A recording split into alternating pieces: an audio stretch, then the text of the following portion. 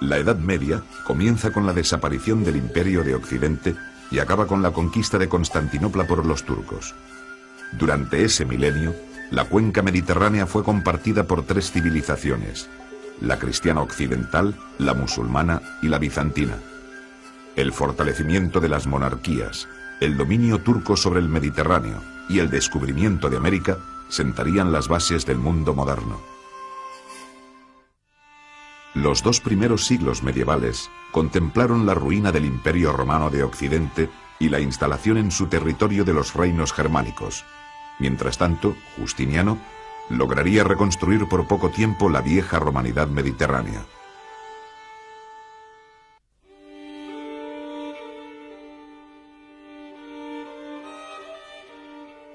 Mientras, en los umbrales del siglo V, el Imperio Romano atravesaba serias dificultades económicas y sociales, al otro lado de la frontera del Rin y del Danubio, vivían los pueblos germánicos. Estos, organizados en clanes y tribus dedicados a la agricultura y el pastoreo, estaban muy bien preparados para el combate. Los jefes germánicos se rodeaban de un séquito de guerreros con los que repartían el botín obtenido en sus incursiones. Algunos de esos pueblos bárbaros, como los godos, profesaban ya el cristianismo arriano y desde tiempo atrás habían establecido contactos con Roma. A raíz de las grandes migraciones que tuvieron lugar en ese siglo, los pueblos germánicos penetraron en el imperio, llegando varios de ellos a convertirse en federados del mismo.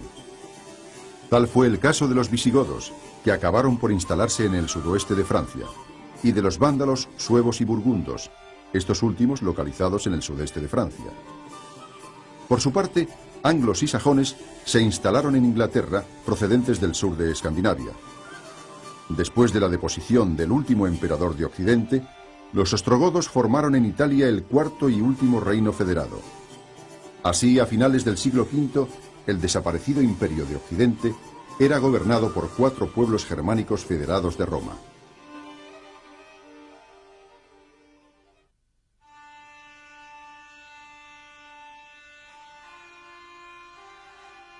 Desde finales del siglo VI hasta el siglo VIII, 4 grandes reinos germánicos configuraron el mapa político de Occidente: la heptarquía anglosajona, el reino lombardo de Italia, el reino franco y el reino visigodo de Hispania. Si bien con ciertos matices diferenciales, los 4 reinos presentaban unas características comunes en el aspecto económico, social y político. El peso de la actividad agrícola y pastoril relegó a un segundo plano el papel del comercio y de la vida urbana, mientras las jefaturas militares y sus guerreros adquirieron gran importancia. En el plano político, la concepción patrimonial del poder y los repartos sucesorios imposibilitaron la estabilidad de las monarquías. Tras la conversión de los 4 reinos al catolicismo, obispos y eclesiásticos se convirtieron en colaboradores de los reyes y en estimuladores de la vida cultural y artística. La debilidad de estas construcciones políticas ocasionó su ruina a lo largo del siglo VIII. En el caso del reino visigodo, una profunda crisis interna imposibilitó la resistencia frente a los árabes. La heptarquía anglosajona, aunque consiguió pervivir hasta mediados del siglo XI, estuvo muy pronto condicionada por las invasiones vikingas. Solo los francos, revitalizados por la dinastía carolingia, lograrían la hegemonía sobre gran parte de Occidente, acabando con el dominio lombardo en Italia.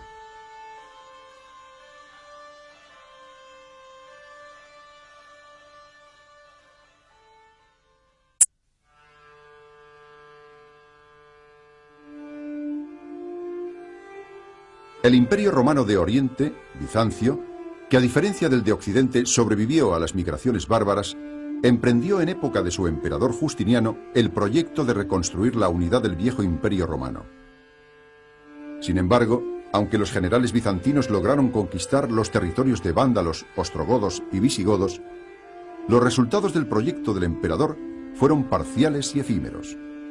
Si el nombre de Justiniano nos resulta hoy familiar, es por la obra legislativa que dirigió, una compilación del derecho romano que constituiría uno de los legados más importantes de Bizancio a la Europa medieval.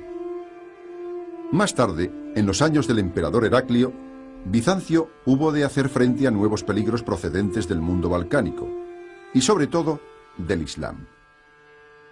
Si bien la expansión musulmana le arrebató los territorios de Persia, Egipto y Siria, Bizancio supo reorganizarse militarmente, defendiendo Constantinopla mientras acentuaba los rasgos helénicos en sus manifestaciones culturales y artísticas.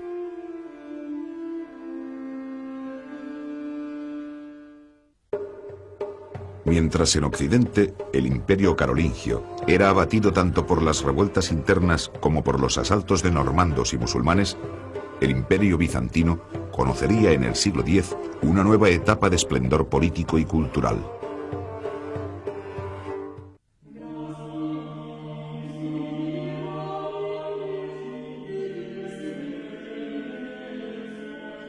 A mediados del siglo VIII, el mayordomo de palacio Pipino el Breve depuso al último monarca merovingio y con el apoyo del Papa se proclamó rey de los francos.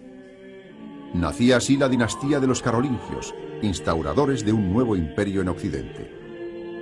Carlomagno fue coronado tras sus fulgurantes victorias sobre lombardos, ávaros, sajones y bávaros, emperador de los romanos por el Papa León III. A pesar de su título, el nuevo imperio poco se parecía al que había desaparecido en el siglo V. Era franco y su centro se situaba en el corazón de Europa, lejos del Mediterráneo. Los organismos centrales del gobierno residían en el palacio de Aquisgrán, mientras la administración local corría a cargo de condes, duques o marqueses. En la época carolingia, la economía prosiguió el proceso de ruralización iniciado desde los albores de la Edad Media.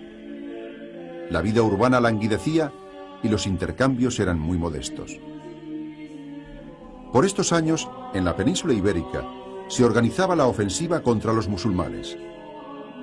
En el año 801, la conquista de Barcelona permitió la formación de la Marca Hispánica y a mediados del siglo IX se consolidó el reino de Asturias, que eligió como capital la ciudad de Oviedo.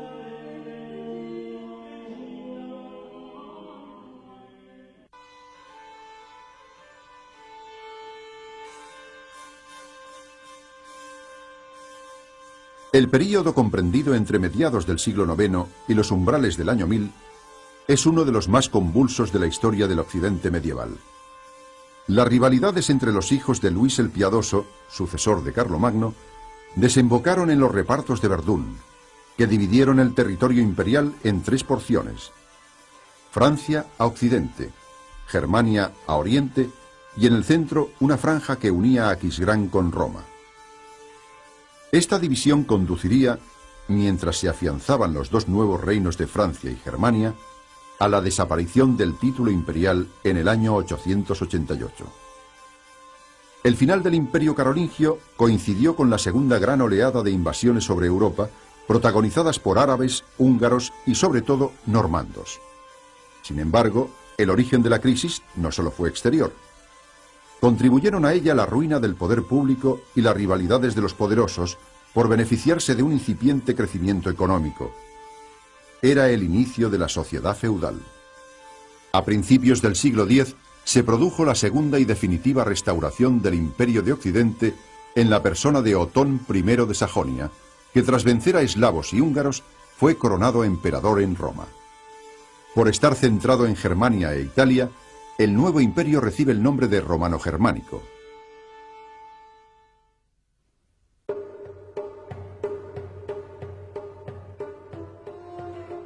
Desde mediados del siglo VIII y durante casi un siglo, el imperio bizantino fue escenario de violentas luchas civiles entre los partidarios del culto a los iconos y los llamados iconoclastas, que propugnaban la destrucción de las imágenes y pretendían reducir la influencia de los monjes.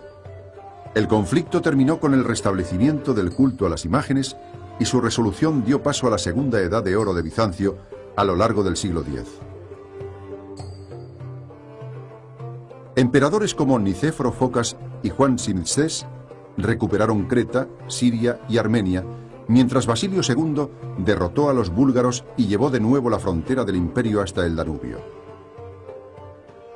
Por otra parte, la mutua excomunión del Papa y del Patriarca de Constantinopla fue el origen del cisma de Oriente. Así terminó la obediencia a Roma del territorio bizantino y de los eslavos evangelizados por Cirilo y Metodio. En esas fechas los rusos se apoderaron de Kiev, que acabaría por entrar en la órbita de Bizancio con el bautismo de Vladimir de Kiev.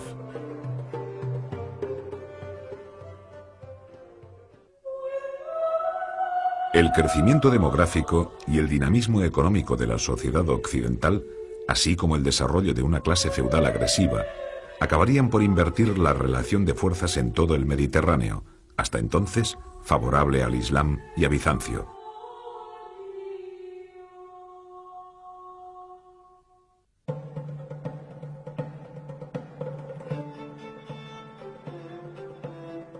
Transcurrido el año 1000 y amainados los disturbios que acompañaron el nacimiento de la sociedad feudal, empezaron a ponerse de manifiesto los síntomas demográficos, económicos y políticos de la expansión del occidente medieval.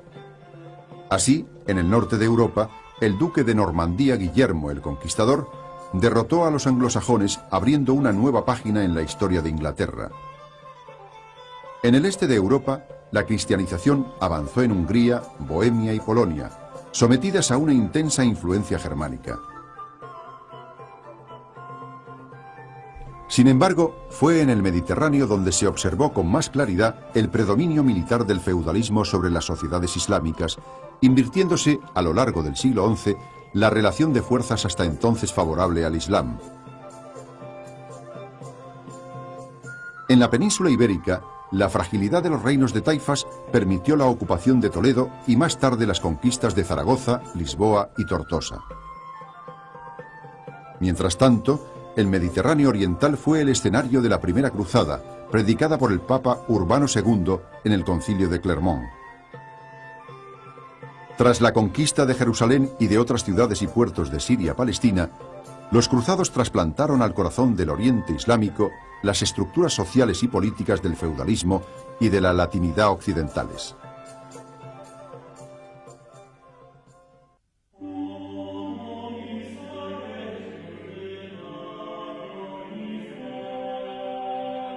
El rasgo más característico de la vida política de Europa occidental en los siglos XII y XIII fue el creciente afianzamiento del poder monárquico. Sin destruir la estructura básica de la sociedad feudal, los reyes pugnaron por situarse en la cúspide del resto de los poderes. Así sucedió en el Imperio Romano-Germánico con Federico I Barbarroja y Federico II, que intervinieron decisivamente en Italia, y con los monarcas capetos en Francia, donde, sobre todo en la época de Felipe Augusto y de Luis IX, los dominios de la corona aumentaron a costa de los principados feudales. En Inglaterra, Enrique II gobernó la isla y la parte de Francia que había heredado, y sus sucesores tuvieron que enfrentarse con desigual fortuna al poder de los varones.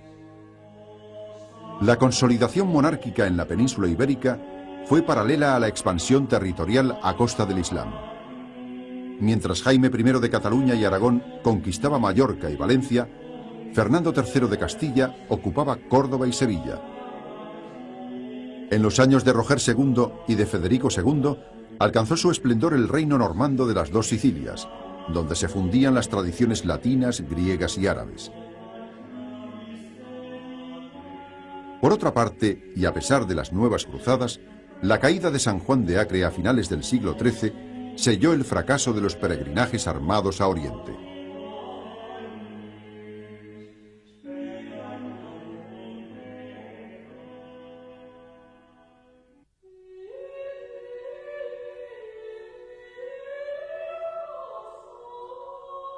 Desde mediados del siglo XI y tras el período de apogeo bajo la dinastía macedónica, Bizancio comenzó a mostrar signos de crisis.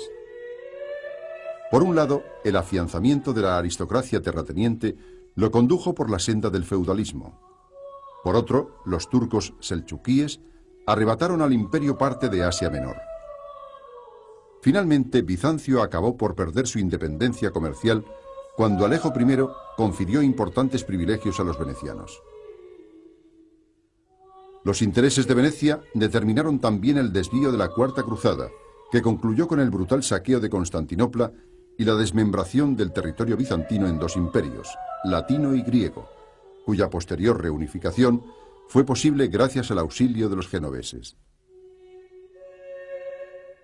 Por otra parte, a mediados del siglo XIII, las tribus mongolas, anteriormente unificadas por Gengis Khan, destruyeron el Principado de Kiev y realizaron violentas incursiones en Polonia, Hungría y Serbia. A partir de este momento, los principados rusos quedaron bajo el dominio de la Horda de Oro.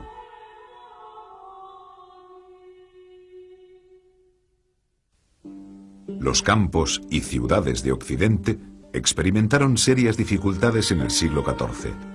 Una vez superadas, Europa conoció una nueva etapa de crecimiento económico y fortalecimiento político, mientras Bizancio y gran parte de los países balcánicos cayeron bajo el poder de los turcos.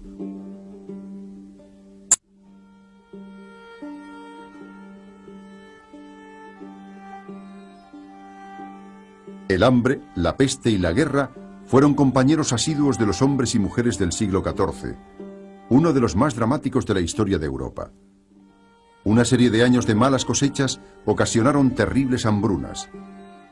Más tarde, sobre una población biológicamente debilitada, se abatió la peste negra, que en sus continuas recurrencias acabó con casi el tercio de la población. A todo ello se sumaron los efectos de la guerra, prácticamente endémica en todos los estados. La Guerra de los 100 años entre Francia e Inglaterra resultó especialmente mortífera para las tierras francesas. Los conflictos entre príncipes electores, nobles y ligas urbanas afectaron al imperio. La península ibérica sufrió las guerras entre las coronas de Aragón y Castilla y las luchas civiles en esta última. Sobre la dividida Italia estallaron las rivalidades entre las diferentes ciudades-estado. El hecho de que las campañas militares tuvieran como objetivo preferente la destrucción de las fuentes de riqueza del adversario desestructuró gravemente la vida agraria, la producción artesanal y el comercio urbano. La omnipresencia de la muerte a lo largo del siglo se reflejó en temas iconográficos como las danzas de la muerte o la colocación de terroríficos esqueletos en los monumentos funerarios.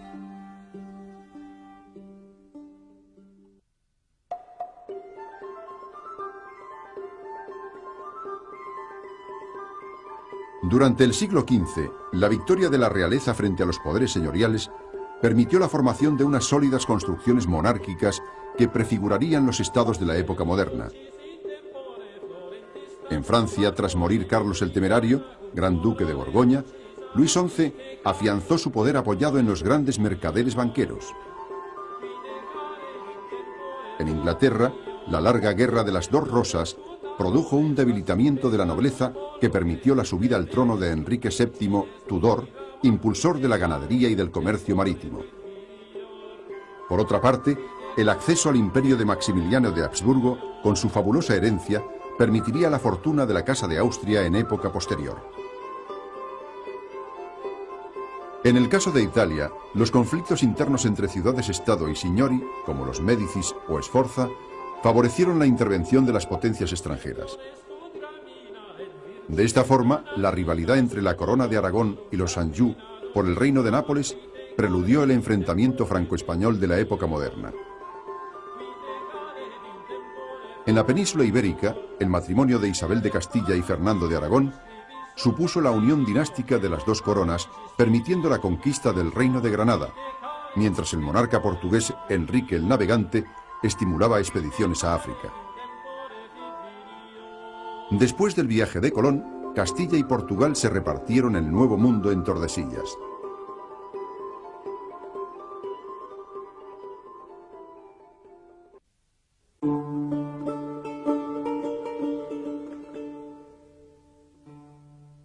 La reunificación de Bizancio bajo la dinastía de los Paleólogo no logró mejorar la situación de un imperio intensamente feudalizado y amenazado por búlgaros, serbios y otomanos.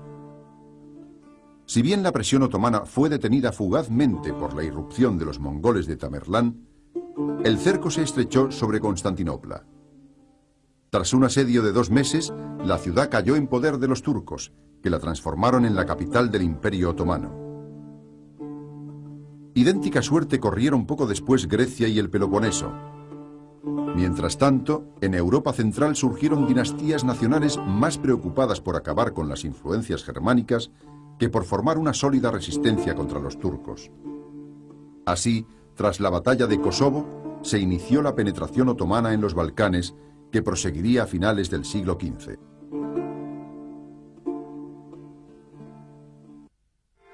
Una sociedad eminentemente rural y moldeada por los vínculos feudales de dependencia.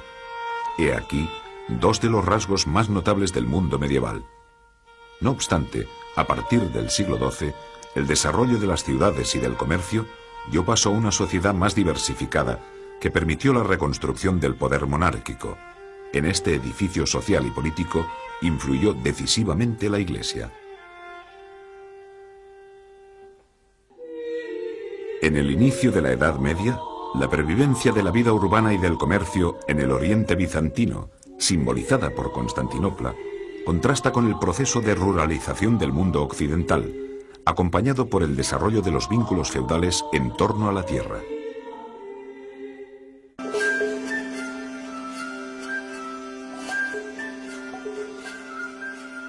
Fundada en el año 330 por Constantino, Constantinopla simboliza la historia del Imperio bizantino. Prácticamente inexpugnable por su configuración urbana y su cinturón de murallas, fue además un centro comercial de primer orden gracias a su situación geográfica y una de las ciudades más populosas de la cuenca mediterránea. Sus talleres y tiendas, situados a lo largo de una gran arteria central, constituyeron el pulmón económico de Bizancio. Constantinopla era el centro político del imperio. En ella se alzaban grandes palacios y también el hipódromo, donde los equipos participantes expresaban al emperador su apoyo o sus discrepancias. La ciudad era también el centro religioso e intelectual, cumpliendo estas funciones desde edificios como la iglesia de Santa Sofía o la Universidad Estatal, foco de irradiación de la brillante cultura bizantina.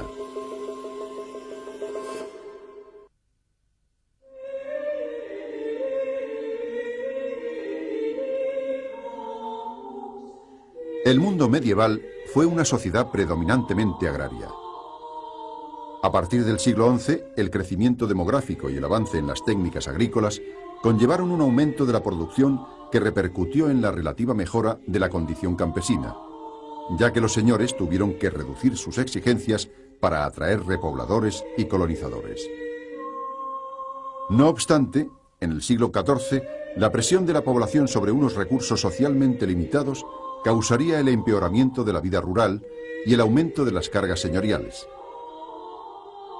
Esta situación, añadida a las hambres, pestes y guerras, provocó importantes revueltas campesinas en toda Europa. Vuelta la paz, se inició en el siglo XV una nueva expansión agraria estimulada en gran parte por la demanda de las grandes ciudades.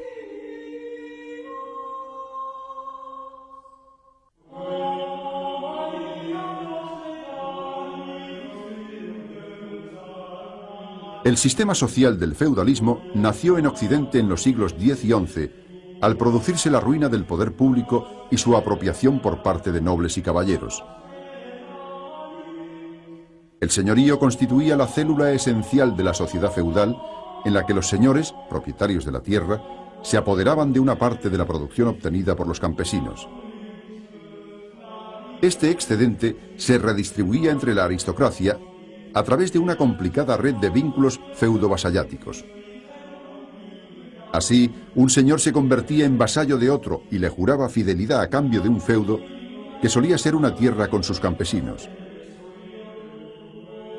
El marco social de la vida nobiliaria era el castillo, que evolucionó desde los torreones de madera del siglo X a las poderosas fortalezas del siglo XV.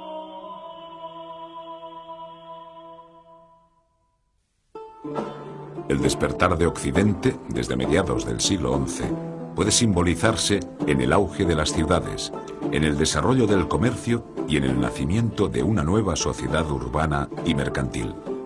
Sobre esas bases, pudieron edificarse unas sólidas construcciones políticas.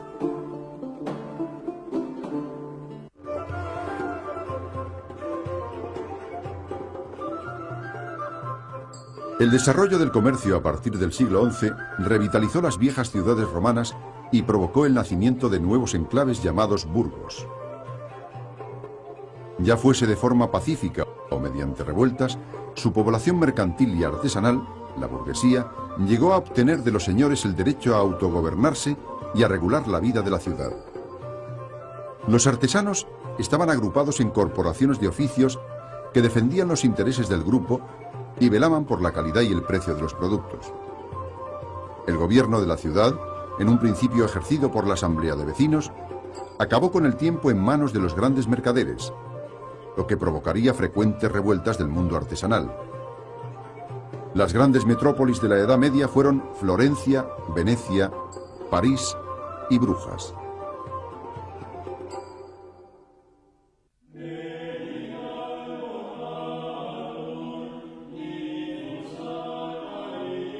A partir del siglo XI, mercaderes de Génova, Pisa o Venecia empezaron a surcar un Mediterráneo hasta entonces controlado por los árabes. Poco a poco, la actividad mercantil acabó por alcanzar las ciudades del interior y las ferias se convirtieron en las grandes citas del comercio internacional. Se acuñaron valiosas monedas, se desarrolló la banca y surgieron diversas formas de asociaciones comerciales. El apogeo de la revolución comercial se produjo en el siglo XIII. Mientras en el Mediterráneo florecía el comercio de las especias, en el ámbito nórdico se intercambiaban alimentos y materias primas. El perfeccionamiento de los métodos comerciales, junto con los progresos de la navegación, propició en el siglo XV los grandes descubrimientos castellanos y portugueses.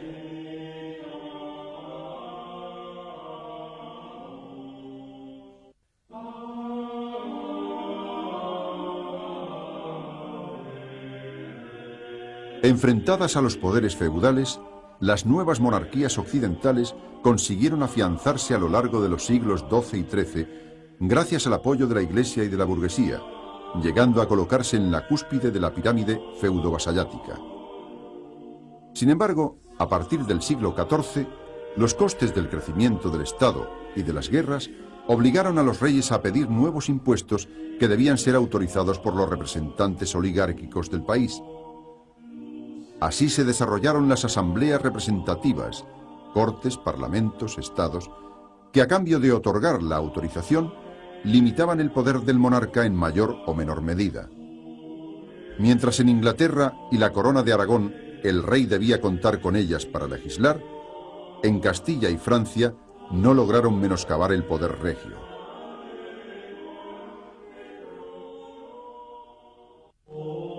A partir de la conversión al catolicismo de las monarquías germánicas, la Iglesia no cesó de influir de forma creciente en todos los órdenes de la vida, tanto en la esfera de las relaciones políticas como en los niveles mucho más profundos de la sociedad y las mentalidades colectivas.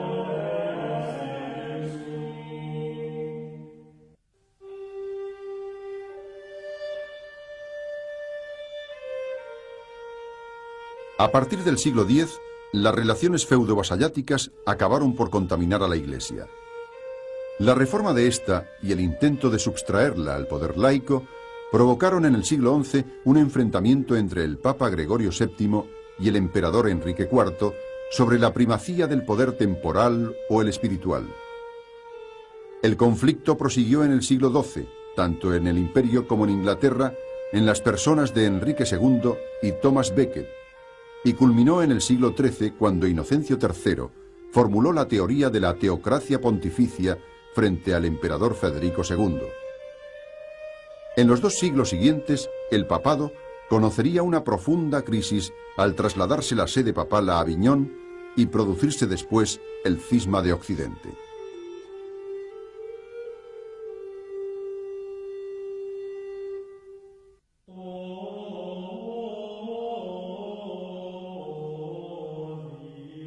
El enriquecimiento de la Iglesia medieval suscitó las críticas de quienes soñaban con el retorno a la pobreza de la Iglesia primitiva. Se desarrollaron así movimientos que fueron considerados heréticos, como el de los valdenses o el de los cátaros. Para combatirlos, la Iglesia ejerció, por un lado, una dura represión creando el Tribunal Especial de la Inquisición. y pretendió, por otro, responder al ideal de pobreza en su propio terreno, suscitando la creación, a principios del siglo XIII, de órdenes mendicantes. Las hambres, pestes y guerras de los siglos XIV y XV repercutieron también en la vida espiritual. Mientras flagelantes y sermones penitenciales pretendían aplacar la cólera divina, nuevos movimientos heréticos como el de Juan Hus en Bohemia presagiaban la futura reforma protestante.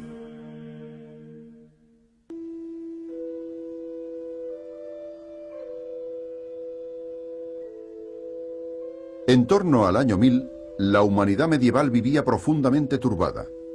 La proliferación de bandas armadas, el hambre, las enfermedades y los fenómenos naturales eran interpretados como signos del desencadenamiento del mal y presagios del fin del mundo.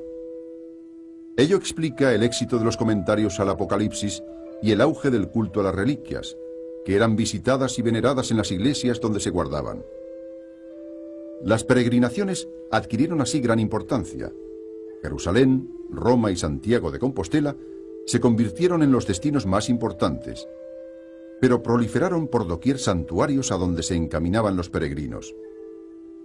Aparte de su motivación inicial, las grandes vías de peregrinación se transformarían en rutas de comercio y de difusión de formas culturales y artísticas.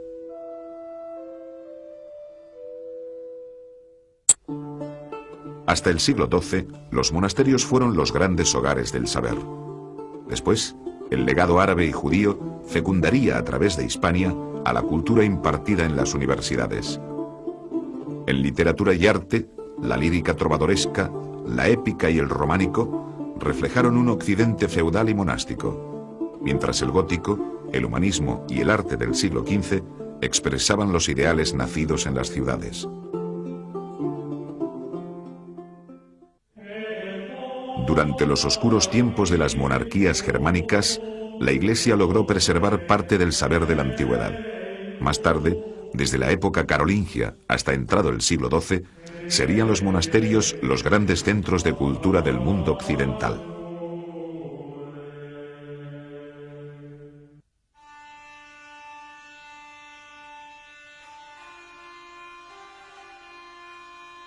En un principio, los germanos mantuvieron su propio derecho, reflejado en el Código de Eurico, la Ley Sálica o el Edicto de Rotario, y también su religión arriana.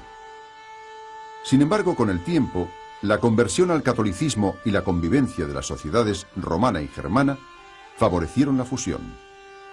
La romanidad pervivió tanto en el marco del gran dominio rural, con la fusión de las aristocracias y la continuidad del esclavismo, como en el ámbito de las ciudades, el gran comercio, el sistema monetario y algunas instituciones políticas.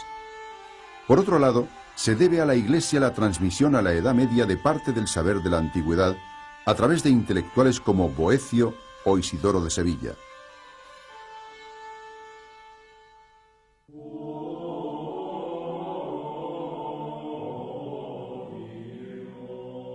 Carlomagno proporcionó la necesaria instrucción a los cuadros eclesiásticos y laicos que debían gobernar el imperio, reuniendo en Aquisgrán a intelectuales de Irlanda, Inglaterra, Hispania y Germania.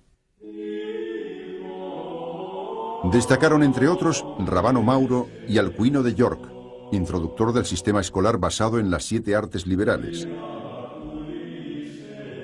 Mientras se formaban bibliotecas y se copiaban obras de la antigüedad, en el ámbito artístico se observó la influencia de modelos antiguos y bizantinos en casos como el de la Capilla Palatina de Aquisgrán o los mosaicos y pinturas de Saint-Germigny-des-Prés, Saint-Germain-d'Auxerre o Moustaire.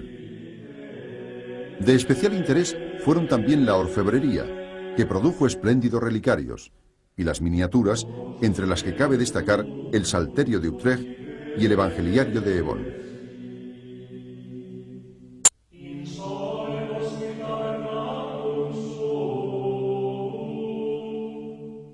Tras las primeras experiencias de los monjes orientales, el monacato occidental tuvo 2 centros de irradiación: Irlanda e Italia.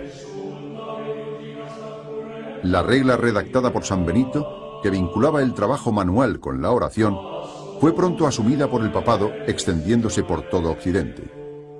Después de que la reforma cluniacense devolviera al monacato el esplendor perdido con una brillante liturgia y opulentas construcciones abaciales, ciertos movimientos, especialmente el cisterciense, pretendieron recuperar el ideal benedictino de penitencia y pobreza. Aunque el monacato contribuyó en parte a la expansión agraria, su impronta fue más duradera en el ámbito cultural.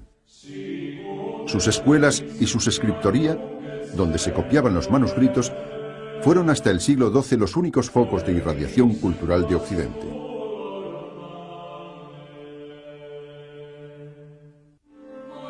El desarrollo urbano conllevó el desplazamiento de los hogares de cultura desde los monasterios a las escuelas episcopales de las ciudades y a las universidades. La península ibérica constituyó un eslabón de primer orden en la transmisión de la ciencia árabe y judía al mundo occidental.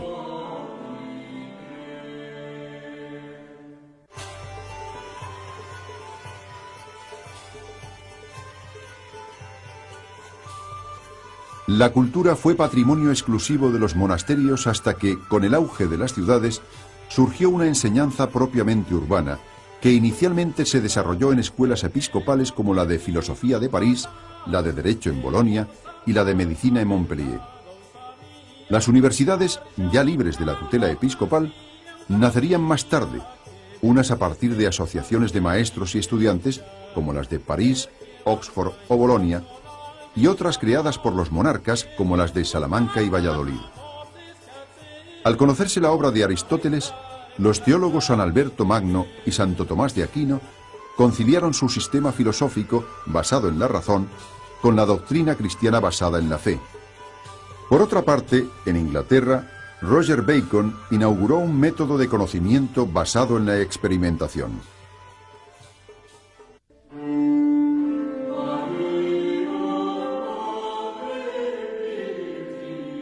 La coexistencia en Hispania de cristianos, musulmanes y judíos impregnó la historia de la Edad Media peninsular. En el terreno artístico, los ejemplos más claros se hallan en la originalidad del arte mozárabe y del arte mudéjar, donde los estilos románico y gótico están muy influidos por elementos árabes. En el ámbito cultural y científico, ya en el siglo X, el monasterio de Ripoll fue un importante centro difusor de la ciencia árabe.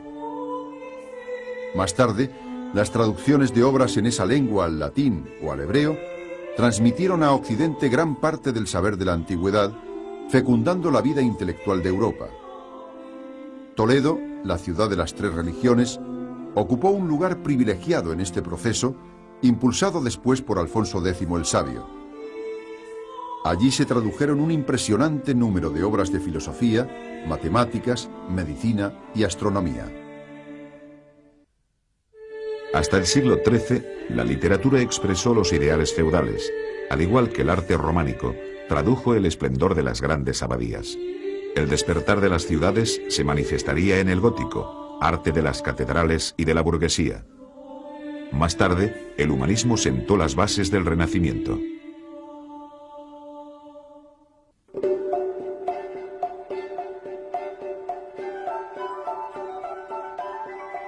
Junto a las obras escritas en latín, a partir de los siglos XII y XIII, se desarrolló una literatura escrita en las distintas lenguas vernáculas. Los principales géneros, transmisores de los valores de la sociedad feudal, emanaron del medio aristocrático. Los cantares de gesta narraban las hazañas de héroes de tiempos pasados o de poderosos linajes nobiliarios. La literatura caballeresca, ejemplificada en los relatos sobre el rey Arturo y los caballeros de la Mesa Redonda, contaba las proezas guerreras y amorosas de sus protagonistas. Por otra parte, el amor cortés, creado por los trovadores de Occitania y Cataluña y cantado por los juglares, se extendió hasta Alemania e influyó también en la lírica galaico-portuguesa. La burguesía desarrolló una literatura propia, cómica y satírica, reflejada sobre todo en el Román de Renard.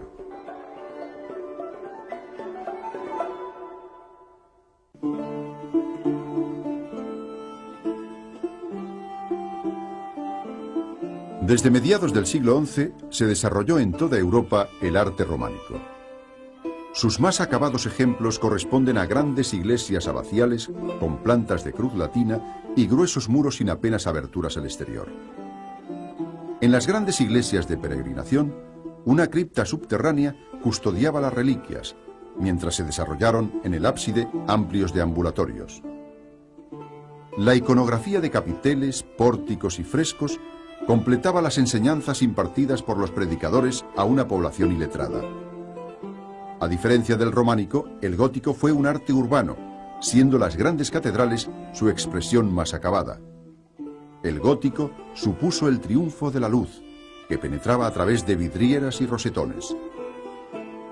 Junto a la iconografía religiosa, en sus pórticos se representaban escenas de la vida cotidiana.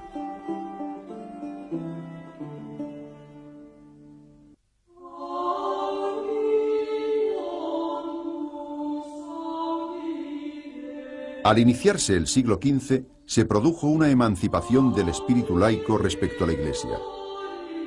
En las universidades fundadas por los reyes, destinadas a formar los cuadros burocráticos del Estado, se estudiaba en consecuencia más derecho que teología. Junto a la crisis de esta, se desarrollaron disciplinas apenas cultivadas anteriormente, como las matemáticas, la física o la historia. Entre las numerosas invenciones técnicas de la época, destacó la imprenta, que sería además clave en la difusión del nuevo humanismo. Los humanistas, para quienes el hombre era la medida de todas las cosas, buscaron en la antigüedad grecorromana los modelos a seguir en la literatura, el pensamiento y el arte que expresó esa nueva concepción del mundo. El humanismo floreció en Italia, pero también Inglaterra, los Países Bajos y España fueron cuna de grandes figuras.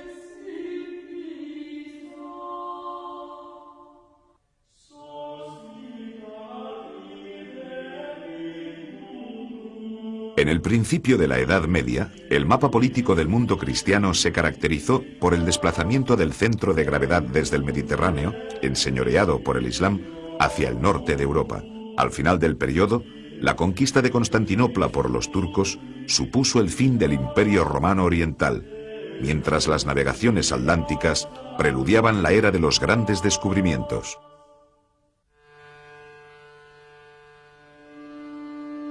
La presión de los hunos sobre diversos pueblos bárbaros de Europa hizo que estos penetraran en el imperio. Los primeros en hacerlo, los visigodos, avanzaron hasta instalarse en Toulouse, donde formarían el primer reino federado de Roma. Simultáneamente, se desplazaban también otros pueblos. Los vándalos acabaron por instalarse en el norte de África, los suevos en el noroeste de la península ibérica y los burgundos en el sudeste de Francia. Posteriormente, los anglos, los yutos y los sajones se instalaron en Gran Bretaña y los francos al otro lado del Rin. Mientras, Italia fue ocupada por los ostrogodos primero y luego por los lombardos. Después de todo ello, Justiniano extendería de nuevo los límites de Bizancio. Sin embargo, esta reconquista fue efímera y finalmente 4 reinos germánicos principales configuraron el mapa de Europa.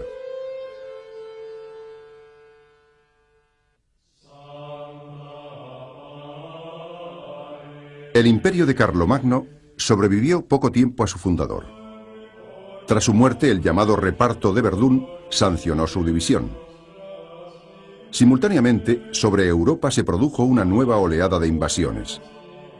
Los vikingos asaltaron Inglaterra y descendieron por las costas de Francia y de la península ibérica, saqueando a su paso ciudades y costas. Penetraron en el Mediterráneo, avanzando hasta Italia.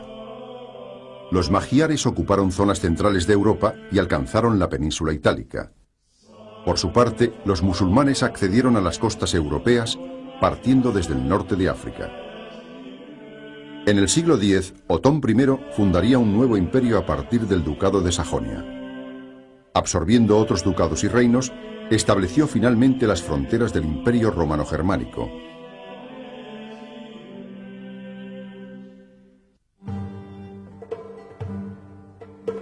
Entre los siglos XI y XIII se consolidaron los principales reinos de Europa. En la península ibérica, el avance de los reinos cristianos llevó primero la frontera al Tajo y más tarde redujo el territorio musulmán al reino de Granada, mientras se consolidaron los otros reinos peninsulares. Tras la conquista de Inglaterra por parte de los normandos, se afianzaría este reino, que además gobernaría por herencia parte del sudoeste de Francia e incorporaría después Escocia y Gales. Mientras en Francia, a partir del eje París-Orleans, los monarcas capetos ampliaban sus dominios, en el imperio se produjo la expansión de la orden teutónica desde Pomerania hasta Estonia. En cuanto a Italia, el sur de la península fue conquistado por los normandos primero y después por los Anjou. Finalmente, Sicilia pasaría a formar parte de la corona de Aragón.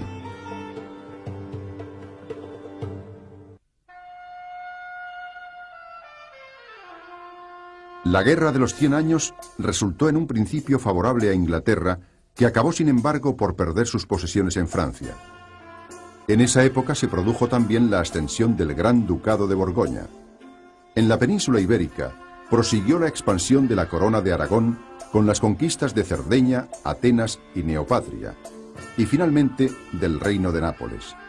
Dentro del imperio se observó en el siglo XIV el crecimiento de la Casa de Luxemburgo, que ocuparía momentáneamente el Reino de Hungría. Ese predominio fue contrarrestado por el acceso de la Casa de los Habsburgo. El Reino de Hungría acabaría por afianzarse como un gran estado, al igual que el que resultó de la unión de Polonia y Lituania. Por otra parte, los cantones suizos se independizaron del imperio.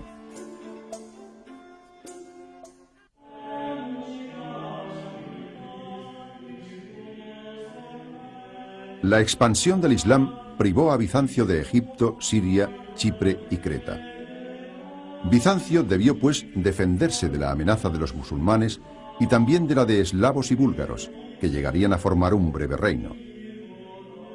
Más tarde, el imperio bizantino consiguió ampliar de nuevo sus fronteras, aunque pronto los turcos selchukíes ocuparían gran parte de Anatolia.